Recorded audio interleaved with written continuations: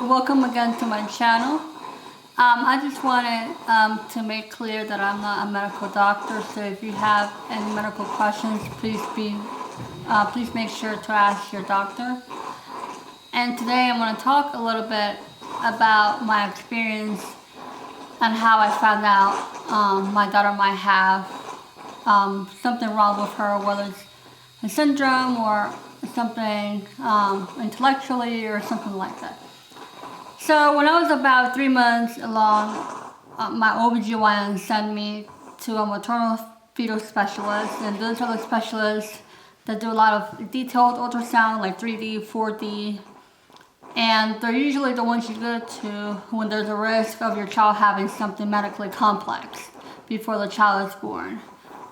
So I went to a maternal fetal specialist close to where I live, in a town called Winchester. Some of you might know, some of you might not. So I was there for my appointment, and I had a very detailed ultrasound. It was the first ultrasound I ever had of my daughter. Obviously, by this point, she was about 12 weeks along. So the ultrasound tech started to do her ultrasound, and she was measuring the different body parts, like the head and just everything in general.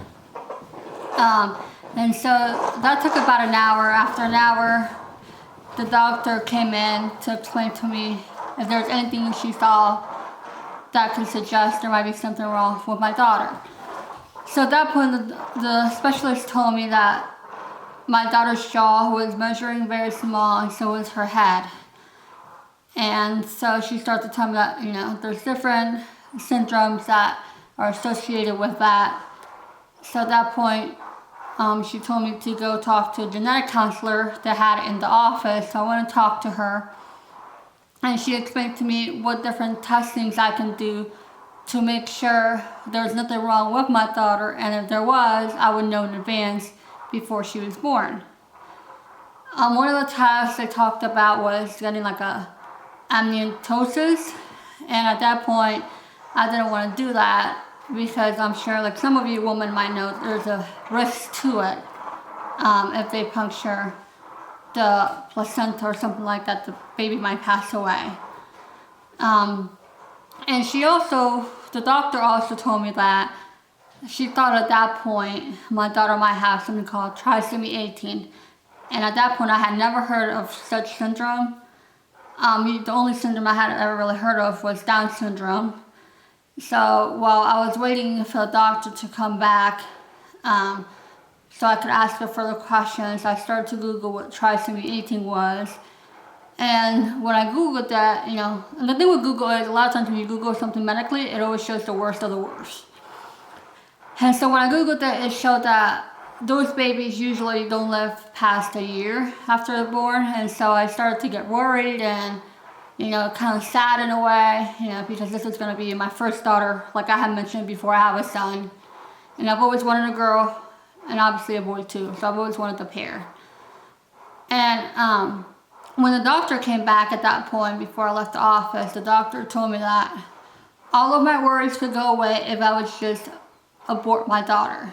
And it just hit me hard, because I'm like, how are you going to tell me to just abort my daughter when you're not even sure that there is something wrong with her?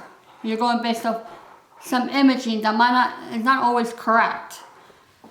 So she said that if I said yes to abortion, she would send me to the hospital, which was like 2 minutes walking away, and that I could abort her that night, and I would never have to worry about it, and I could just get pregnant again with a healthy baby and no issues.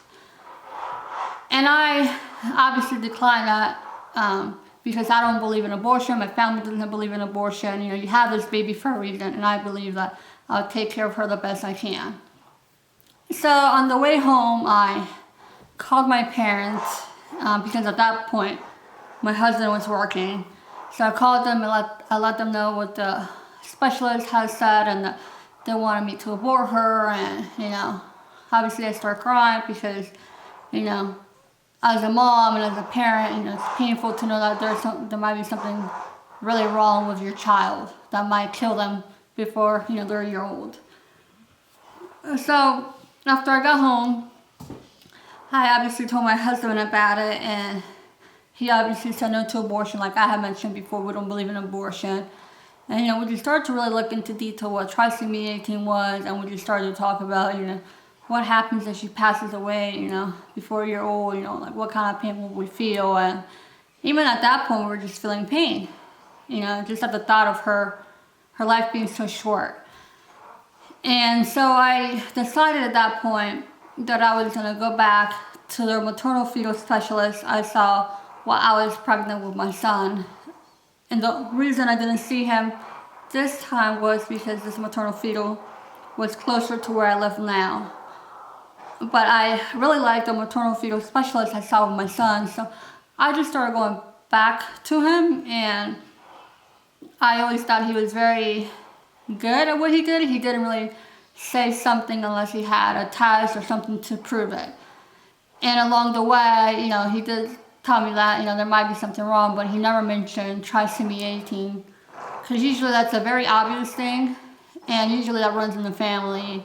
And when it runs in the family, a lot of kids don't make it, or whoever has it doesn't make it.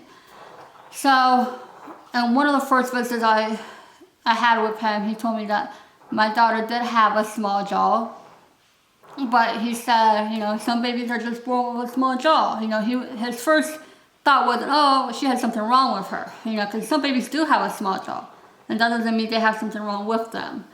So about 4 to 5 months along with my pregnancy, he did a blood test to make sure it wasn't like Down syndrome or like your obvious syndromes that usually pop up in your normal pregnancy test. And obviously, the Down syndrome came back negative, and so the trisomy 18. And it did show that she might have something called the George syndrome, which is 22q deletion. My daughter and I have 22q duplication. And so he decided that he was gonna send me to Children's National, which I had talked about in one of my previous videos.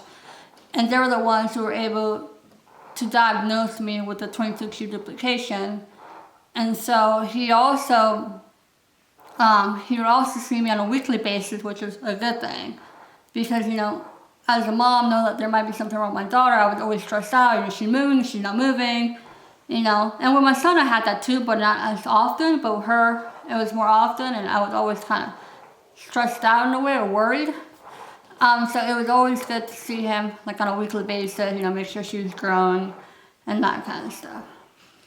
I also wanted to mention, you can follow me on my social media. I did put the link down to my Facebook and Instagram and my email if you want to contact me if you have any other questions. Like I mentioned before, I will also be sharing my story and also my daughter's story. I'll be going back and forth between our stories and what I've learned until this point about myself and about my daughter. My daughter was born this past April, so I am still learning a lot about her condition, and just, still going through a lot of different specialists, and as I go to her doctor appointments, I learn about myself too. So I hope to see you in the next video.